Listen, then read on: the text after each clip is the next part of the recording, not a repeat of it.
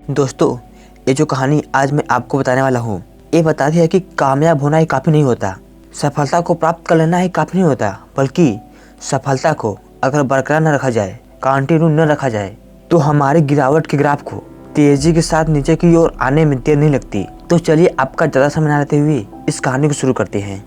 एक बहुत ही प्रसिद्ध मूर्तिकार था। वह बहुत ही सुंदर सुंदर मूर्तियाँ बनाया करता था।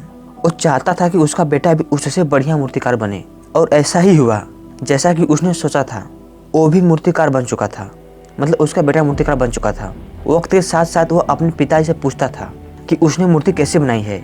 उसके पिता हर बार उसकी मूर्ति में कोई न कोई कमी निकाल देते थे, लेकिन वह पिता की बात को मानता गया और अच्छी से अच्छी मूर्तियाँ बनाने लगा।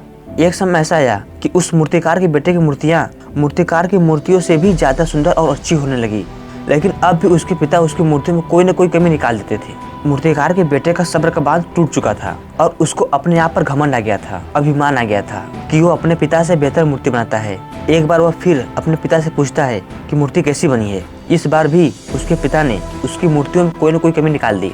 इस पर अपने पिता पर वो झल्ला गया, मतलब गुस्सा हो गया उन पर। अब उसके पिता ने मूर्ति पर टिप्पणी करना बंद कर दिया, कमेंट करना बंद कर दिया।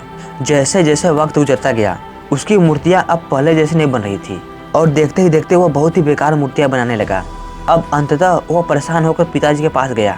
पिताजी जानते थे कि ये वक्त जरूर आएगा, और वो बोला, आ गए, मुझे पता था कि तुम आओगे। तब मूर्तिकार का बेटा बोला कि मैं अब पहले से अच्छी मूर्ति क्यों नहीं बना पा रहा हूँ। उन्होंने उत्तर दिया, क्योंकि तुम अपने काम से संतुष्ट होने लगी हो, इसलिए। तब मूर्तिकार के बेटे ने बोला, मैं समझा नहीं। तब मूर्तिकार ने बोला, जब तुम्हें लगने लगा कि तुम बहुत अच्छी मूर्ति बनाने लगे हो, तभी से तुम्हारे आगे बढ़ने की संभावना काफ़ी कम हो गई। हमेशा वही इंसान सफलता को आगे ले जा पाता है जो यह सोचता है कि कैसे मैं और भी ज़्यादा अच्छा कर सकता हूँ। तो मूर्तिकार का बेटा बोला कि आपको पता था कि ये टाइम आएगा, तो फिर आपने मुझे ये बात पहले क्यों नहीं बताई। उन्होंने जवाब दिया कि मेरे साथ भी ऐसा हुआ था, मैं भी नहीं समझा जब तुम्हारे दादाजी ने मुझे समझाने का प्रयास किया। कुछ बातें प्रैक्टिकल से ही समझ में आती है, यही जीवन की सच्चाई है। और फिर वो अपने पिता द्वारा दी हुई सीख अपनाते हुए फिर से अच्छी मूर्ति बनाने लगा। दोस्तों, मुझे पूरी उम्मीद है कि ये कहानी आपको जरूर अच्छी लगी होगी।